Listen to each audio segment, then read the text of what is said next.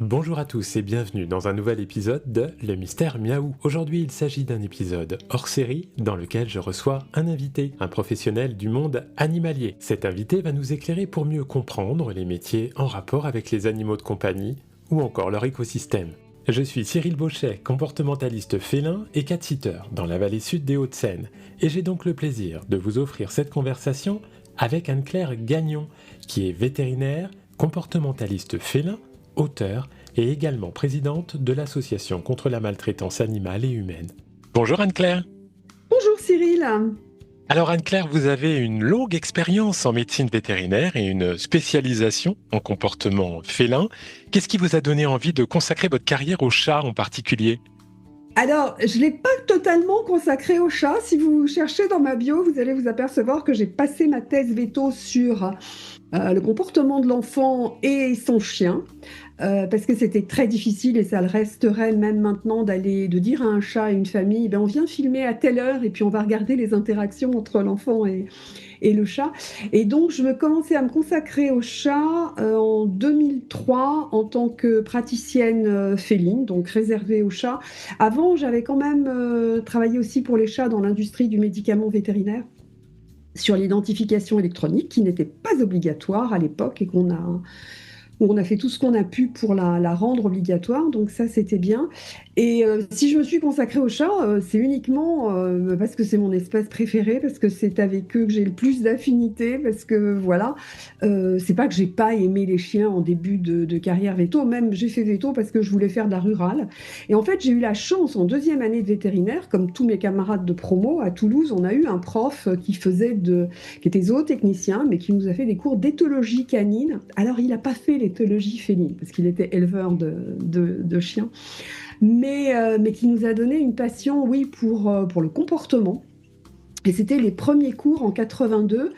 Et c'est vrai que je suis sortie de l'école veto, je suis partie faire une thèse en éthologie avec Hubert Montagnier à Besançon. Et puis après, oui, j'ai toujours été journaliste, mais après, à partir de 2003, vraiment, je me suis lâchée enfin, en accédant à mon rêve et en créant une clinique réservée aux chats, donc à Sainte-Foy-les-Lyons, puis après en faisant du comportement à domicile et en continuant d'autres activités.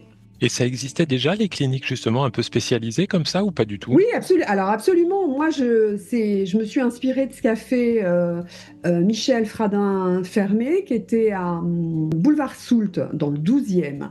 Et ça, c'est 87. C'est elle qui a tout démarré pour nous en France. Donc, c'était vraiment un modèle. Et ça existait bien sûr, comme d'habitude, aux États-Unis, en Angleterre, qui ont toujours été en avance.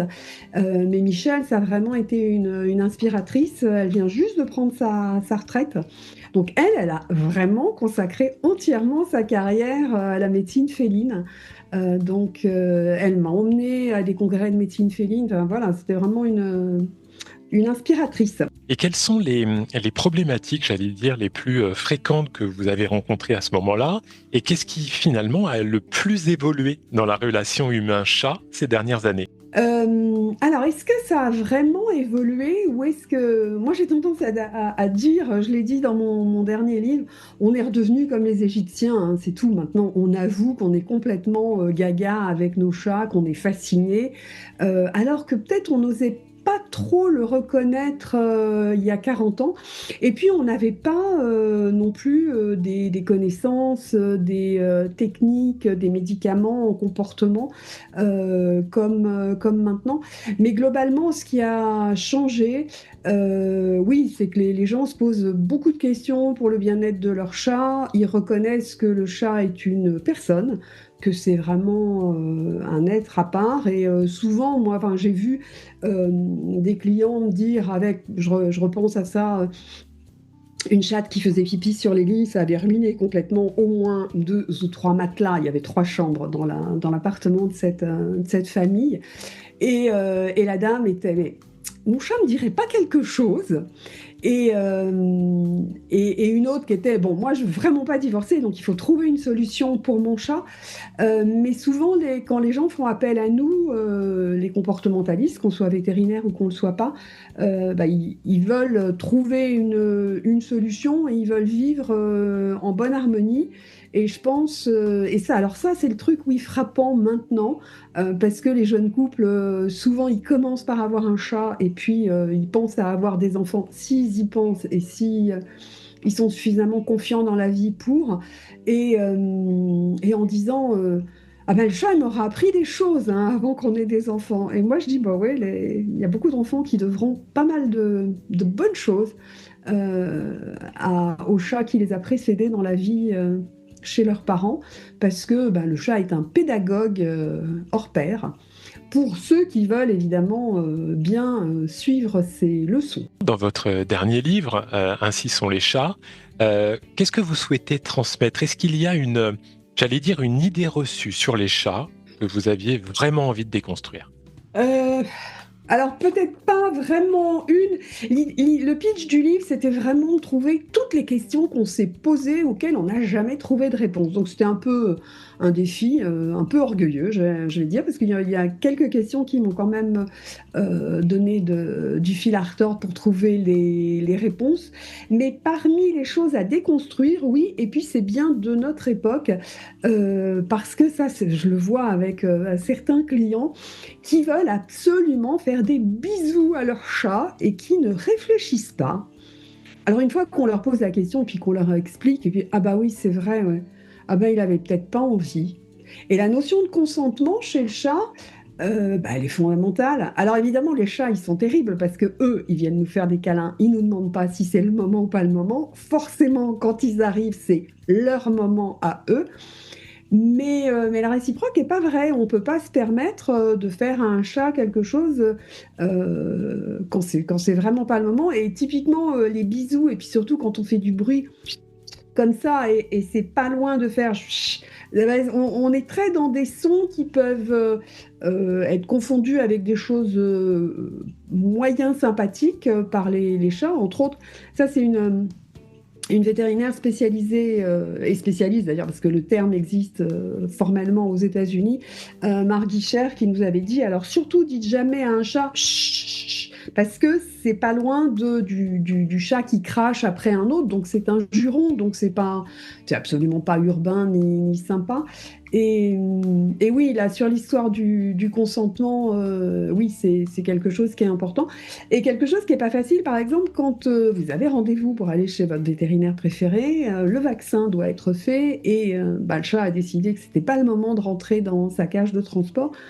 Donc oui, il faut négocier, il faut le mettre dans de bonnes dispositions et trouver moyen d'obtenir son consentement néanmoins. Et ça, je pense que l'histoire de la cage chez le vétérinaire, ça va parler à beaucoup de nos Oui. auditeurs. Vous avez aussi formé des agents animaliers de la SPA à la santé et au bien-être des chats.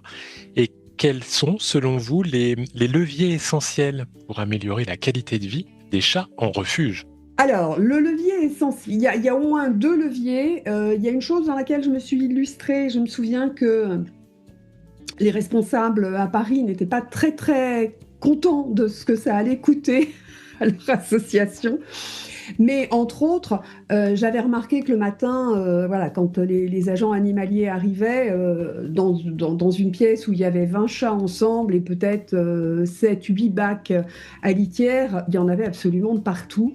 Parce que au cours de la nuit, les chats avaient fait leurs besoins, avaient probablement aussi réglé certains comptes, parce que les chats n'aiment pas la promiscuité. Et un de mes motos, c'est la surpopulation chez le chat, ça commence à 2. Et donc il y a deux choses. Il y a d'une part qu'en Angleterre, les refuges hébergent en individuel les chats, donc c'est pas vraiment des cages, c'est comme des cabines dans un paquebot, c'est-à-dire que le chat a trois espaces différents à l'intérieur du lieu qui lui est propre et où il est tout seul. Et le chat préfère vraiment être seul que mal accompagné. Et surtout si avec 20 chats autour de lui, il est le souffre-douleur et vous en verrez toujours. J'avais appris dans ces journées de formation à observer, à s'asseoir dans la salle, à regarder dans les refuges quels sont les chats qui sont toujours en bas, sous les tables ou complètement en haut et qui ne viennent manger que la nuit. Et pour boucler la boucle, oui, j'avais fait la proposition que, eh bien sûr, tous les agents animaliers, dès le matin, commençaient par vider les bacs, les nettoyer, faire le ménage, etc. Et j'ai dit, mais ça ferait quand même une super différence pour les chats si le soir, avant de partir, vous ne nettoyez pas tout. Il ne faut pas non plus demander complètement la lune, mais vous videz simplement tous les bacs à litière et vous remettez de la litière propre pour la nuit. Et ben, le lendemain matin, c'était pas du tout pareil et les chats étaient aussi d'une humeur très, très différente. Donc ça, tant que l'hébergement en individuel n'est pas encore rentré dans les mœurs françaises, bah, au moins ça permet d'améliorer le bien-être des chats. Mais véritablement, oui. Alors, d'une part, de ne pas rester trop longtemps et éventuellement de ne pas passer par un refuge, de pouvoir être... Aux États-Unis, ils font ça beaucoup aussi, ils passent dans des familles d'accueil. Reste à savoir, dans la famille d'accueil, il ne faut pas non plus que ce soit, entre guillemets, un refuge bis, il faut que ce soit aussi un endroit où le chat soit accueilli le plus individuellement possible, parce qu'on ne sait pas ce qu'il a vécu comme traumatisme, on ne sait pas d'où il arrive, donc s'il se retrouve aussi en communauté, c'est pas forcément quelque chose qui va lui plaire. Mais voilà, mais ça oui, ça c'est un vœu. Alors que j'ai formulé en 2014, je voudrais bien quand même que ça se réalise, ce serait bien pour le bien-être des chats. Alors il y a des refuges, hein. Je pense notamment au refuge de Tierney dans la Nièvre, je pense au refuge de Laon dans l'Aisne, au refuge d'Orgeval qui est un super, où il y a une agent animalière extra, donc tous les chats ont leur endroit. Et puis dans la journée, ils se baladent, et puis ils peuvent aller dehors, c'est totalement sécurisé, etc. Et puis le soir, elle appelle tout le monde, et chaque chat regagne sa cabine. Et voilà, et chacun sait où il va et son endroit de sécurité sans être avec les autres. Donc il y a déjà des refuges qui fonctionnent comme ça, mais il n'y a pas forcément une politique nationale euh, pour que ce soit ainsi. On sent dans vos ouvrages un vrai désir de transmettre, d'expliquer comme ce que vous faites même maintenant avec nous. Si vous aviez un message à faire passer aux humains qui vivent avec des chats, quel serait-il? Le message, c'est tout simplement d'observer les chats.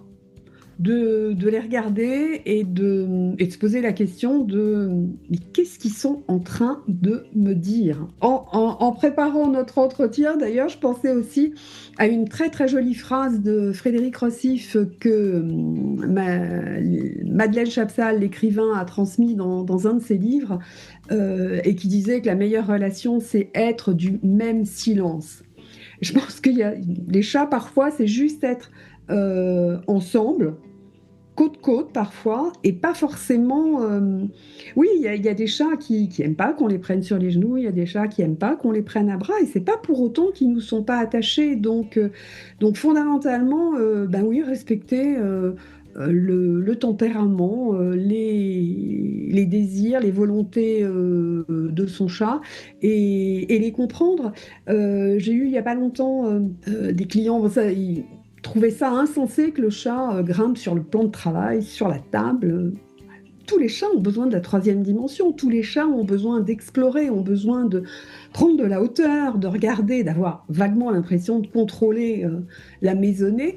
Donc ça, c'est quelque chose qu'il faut rapidement admettre si on veut vivre en bonne harmonie avec eux et, et qui permet finalement de devenir aussi plus sage et plus ouvert à d'autres façons de concevoir le monde. Et là-dessus, c'est vrai que là-dessus, les chats sont d'excellents professeurs de sagesse, de bonheur, de plein de choses. Et puis, alors, c'est pas pour faire la promotion du métier de comportementaliste, mais c'est aussi peut-être le moment de faire appel à quelqu'un qui peut aider à comprendre son chat. Oui, oui, absolument. Et alors là, c'est aussi l'avantage. Moi, depuis que je suis veto, dès que j'ai commencé à faire du comportement, je l'ai fait à l'intérieur de ma clinique, à l'intérieur de mon cabinet. Et puis, j'ai toujours une collègue, mais elle est à la retraite, Vicky Hall, qui est une comportementaliste non vétérinaire britannique. Et Vicky, elle intervient à domicile depuis très longtemps. Et elle m'avait dit dans un congrès, mais allez Anne-Claire, lancez-vous, osez. Et finalement, je l'ai fait. Et ça fait une dizaine d'années que maintenant, je vais à domicile. Et c'est tellement plus facile, tellement plus efficace pour justement comprendre dans quel milieu le chat vit, aider véritablement les parents des chats à trouver les bonnes solutions qui sont leurs solutions à eux et qui vont trouver parce qu'ils sont chez eux, qu'ils sont en confiance et que on regarde, là peut-être, non, c'est pas possible, on peut pas mettre un deuxième bac. Puis finalement, ah ben si, finalement, vous aviez raison, hein, on peut mettre un autre bac là-bas, ça va le faire. Donc ça, pour un chat qui est tout seul dans un appartement ou une maison, passer de un à 2 bacs, bah, c'est juste le jour et la nuit. Donc voilà, et ça, c'est des choses que lorsqu'on se déplace à domicile, qui sont beaucoup plus faciles à mettre en place et beaucoup plus efficaces pour le chat. Je pense à un chat aussi génial qui voulait absolument sortir et puis il venait d'être à nouveau réuni avec sa maîtresse, il y avait eu des années d'études, etc. Enfin bref. Et puis il y avait la rue, il y avait tout ça et surtout il y avait une copropriété avec une porte tellement belle, tellement garantie qu'il était absolument impossible de mettre une chatière. Eh bien, il a fallu qu'une seule fois pour que le chat, cette jeune femme a acheté une sonnette, elle l'a mise juste à la bonne hauteur. Voilà, il sonne hein, quand il veut rentrer. Et puis ça va très très bien. Et du coup, il n'y a pas eu de problème avec la copropriété et tout a été respecté, la volonté du chat de pouvoir sortir. Et le fait qu'il puisse rentrer. Alors évidemment, ça implique pour ses propriétaires de télétravailler, d'être disponible, mais ça montre aussi l'inventivité et la façon dont les parents des chats sont capables de se comporter. Donc ça, c'est très réconfortant. Et on peut pas dire que nos petits compagnons sont pas malins après ça, hein. Ah bah ça, absolument, oui. Oui, parce que Euh, les Anglais m'avaient dit non, non, mais il va falloir, oh là là, il va falloir faire appel à un éducateur, tout ça, il faudra plusieurs séances. Et j'ai éclaté de rire en disant, bon, il est très content, le chat, il l'a fait tout seul en une fois.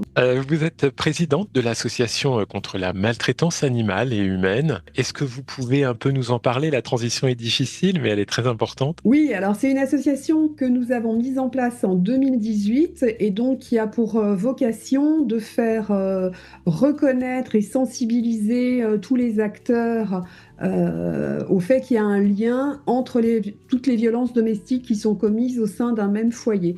C'est-à-dire clairement, quand un enfant est maltraité dans un foyer, un chat, un chien est en danger. Quand un chien ou un chat ou même un troupeau de bovins est maltraité, un enfant et sa maman sont en danger. Donc l'idée, voilà, c'est de sensibiliser les médecins, les assistantes sociales, les politiques, les juges, les avocats, etc., à ce lien qui existe entre toutes les violences domestiques. Et domestique, ça veut dire domus, la maison, et donc sous un même toit. Et alors, une question qui me vient comme ça, mais est-ce que en tête, vous avez des chiffres particuliers par rapport à ça? Parce que c'est vrai que quand on vous entend dire ça, ça secoue, hein, vraiment, parce que ça peut être partout, tout le temps. Est-ce qu'il y a des chiffres qui étayent un peu ça ou pas? Alors oui, il y a beaucoup de publications depuis une quarantaine d'années. Il y a surtout des chiffres sur le fait que Par exemple, les animaux sont souvent victimes de menaces de la part du conjoint qui, dans 95% des cas, est le père ou un homme, en disant si tu pars, je le tue, à propos de l'animal. Et donc, l'animal est à la fois la personne qui permet à la femme, aux enfants de tenir dans des situations de violence, et en même temps soit est victime aussi du père et de l'auteur des violences, soit est victime de violences. Et parfois, les femmes n'osent pas partir pour ne pas mettre en danger la vie de leur animal. Donc là, il y a des nouvelles mesures avec les ordonnances de protection qui permettent justement aux juges aux affaires familiales de prendre en compte ces menaces et de pouvoir exfiltrer tout le monde, les animaux y compris. Et là, récemment, il y a une convention qui a été signée entre le parquet de Toulouse et la Confédération défense de l'animal, justement quand il y a des situations d'urgence, pour pouvoir accueillir le chien ou le chat, pour pouvoir le mettre en sécurité pendant que la femme et les enfants sont aussi mis en sécurité ailleurs. Donc les choses avancent. Donc pour celles et ceux qui nous écoutent, hein, vous pouvez trouver sur Internet l'association contre la maltraitance animale et humaine. Pour finir, Anne-Claire, sur une note un peu plus personnelle, parmi tous les chats que vous avez rencontrés, y en a-t-il un qui a particulièrement marqué votre vie, comme un chat guide, par exemple? Alors, si je commence à raconter l'histoire de mes chats, ça ne va pas forcément être plus gai que les propos précédents, parce que je l'ai raconté dans ce chat qui a changé ma vie, donc je laisse les lecteurs peut-être aller regarder au moins 2 des chats de mon enfance. Après, je vais avoir du mal, moi. Je peux pas choisir entre tous mes chats. Tous mes chats m'ont marqué, tous mes chats sont importants. Euh, et ils apprennent des choses très, très différentes. À un moment ici, j'avais 4 chats qui avaient entre 13 et 17 ans. Et c'était une belle école du bien vieillir ensemble. C'était, c'était drôle de voir leur changement de caractère, de voir entre autres Ludo, dont j'étais la marraine, qui était le chat d'un vieux monsieur à Jargeau. Et au moment où il entre en maison de retraite, il a 48 heures pour faire sa valise, et moi je remonte chercher Ludo. Et Ludo était un chat très caractériel. En fait, il était caractériel parce qu'il était hyper tendu. Et à l'époque, l'hypertension artérielle, on l'a diagnostiqué mal chez le chat. Donc en fait, je l'ai placé sous le traitement, et il est devenu presque totalement urbain. Mais à la fin de sa vie, Ludo, il était marrant parce que justement, il avait des tendresses et de la familiarité qu'il n'avait pas eu au moment où je l'avais adopté. Et c'était, quand j'y pense, oui, il était vraiment sur mes genoux. Il avait la patte sur ma main quand j'étais à l'ordinateur. Oui, il a complètement changé. Et ça, cette tendresse-là, elle est assez extraordinaire. Je profite pour passer un petit message, hein, bien évidemment, avant d'appeler un comportementaliste, faites déjà appel à un vétérinaire, hein, parce que là, on voit bien la situation. C'était pas du comportement, là, il y avait du médical aussi. Merci infiniment de m'avoir accordé cette interview dans un épisode spécial du Mystère Miaou. C'était un vrai plaisir de vous recevoir. Et je rappelle à nos auditeurs que vous êtes vétérinaire, comportementaliste félin, auteur et également présidente de l'Association contre la maltraitance animale et humaine. Au revoir Anne-Claire. Merci beaucoup Cyril. Merci d'avoir écouté cet épisode. J'espère que cela vous a permis d'en savoir plus sur le monde des professionnels du pet-sitting. Restez connectés pour de nouveaux épisodes passionnants. Prenez soin de vous et de vos amis à 4 pattes. À bientôt.